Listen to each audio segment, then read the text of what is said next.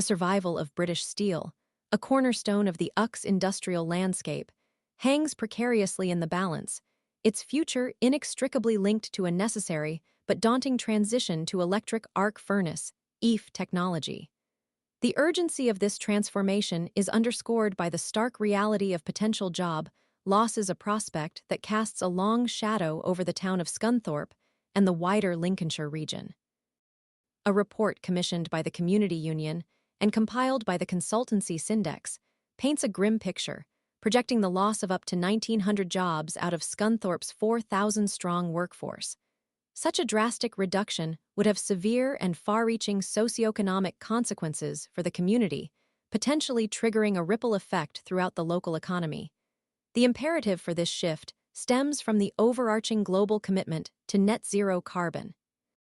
The traditional coal-driven blast furnace method, while historically effective, is environmentally unsustainable and incompatible with these ambitious climate goals. The transition, however, is not without significant challenges. The recent closure of Tata Steel's blast furnaces in Port Talbot, South Wales, resulting in the loss of 2,500 jobs, serves as a stark reminder of the magnitude of the undertaking and the potential for job displacement.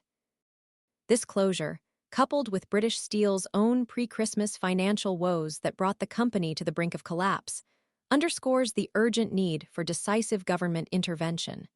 The government's response has been multifaceted, encompassing considerations of nationalization as a potential lifeline to preserve employment. Discussions regarding financial aid have centered around a potential £500 million package, mirroring the support extended to Tata Steel for its modernization efforts, while the government has pledged up to £2.5 billion in support for the broader steel industry. The precise allocation for British Steel remains undetermined. Business Secretary Jonathan Reynolds has articulated the government's commitment to balancing decarbonization with the preservation of industrial capacity, a delicate tightrope walk demanding careful strategic planning and execution.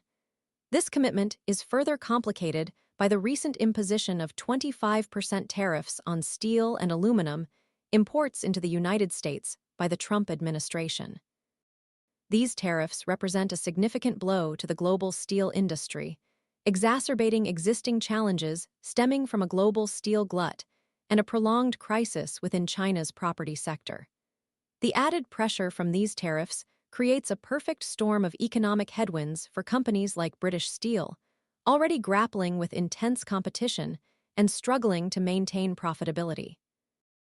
UK Steel, a prominent industry lobby group, has decried the tariffs as a sledgehammer to free trade, warning of potential consequences such as the diversion of steel production from China and other regions to the UK and Europe, thus further depressing prices and intensifying the competitive landscape.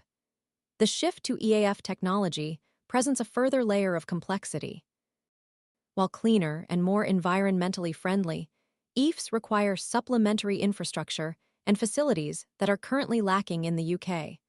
This infrastructural deficit raises concerns among politicians and defense officials, who express apprehension that the closure of Scunthorpe steelworks could cripple the UK's capacity to produce crucial materials for its defense industry, undermining national security.